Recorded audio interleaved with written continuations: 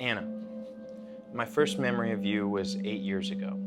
It was one of your first days working at the rec center in Groveport, and we were at the rock wall, and I remember I told our boss in front of you that I'd be happy to show you the ropes while you were training for the job of rock wall attendant. I can't imagine that didn't garner my very first patented Anna eye roll, even if I didn't catch it, as it was a horrible joke.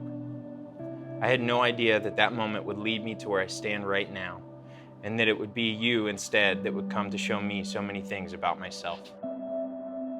CJ, when I was 16, a time that seems like an entire century ago, I had no idea that at my first real job, on my first day of work, I was going to meet my future husband. And now today, looking back, I guess I should have known that I was going to fall for the handsome, hilarious, fiercely kind man who made me laugh the first time he ever spoke to me. My father tells a story of an old rock mason that set the bricks to the home my sister and I were raised in, where my mother and father still live to this day. The man told my father that life is like laying the foundation of a home. You must set it brick by brick, painstakingly taking the time to make sure it is done correctly. If it is rushed or made carelessly, the foundation will grow weak and the house will not stand the difficult test of time. Over the next 4 years, you and I set up our foundation in friendship.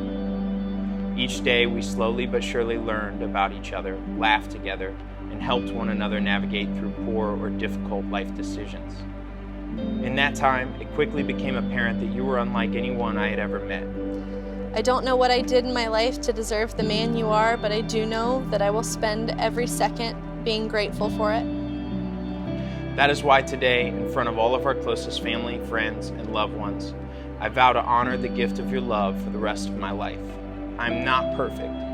There will be times I make mistakes and mess up, but over the past 3 years, I have seen you work harder and dedicate more time and energy to our future than I ever thought possible.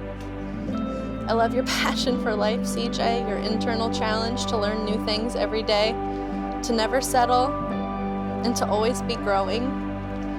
I love that you are innately nice and that you welcome new ideas, even if they differ from yours. I love that you are family-oriented and that you are so excited at the thought of starting one with me. Your mother gave us an important piece of wisdom this past week. She said, slow down, breathe it in. Take in each and every moment. And I vow that even the busiest times of life to do just that, to slow down, breathe it in, and take in every moment.